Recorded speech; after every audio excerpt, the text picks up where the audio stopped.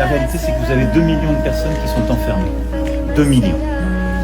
Après des mois et des mois de bombardement d'une guerre terrible, des dizaines de milliers de personnes ont perdu la vie.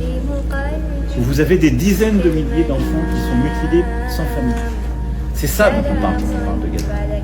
C'est pas d'un projet immobilier. Ce sont des femmes, des enfants qui ont connu le drame et dont je ne sais pas comment ces enfants grandiront. Vous imaginez une seule seconde ce qu'ils ont déjà vécu. Vous voyez le niveau parfois de dureté, de violence qu'il peut y avoir quand on n'a vécu que les bombardements, l'atrocité.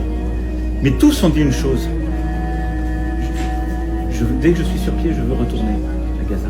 Parce que ce sont eux-mêmes les enfants, les petits-enfants de femmes et d'hommes qui ont tout perdu pour rester à Gaza et qui avaient parfois été poussés d'autres territoires. Et c'est cela.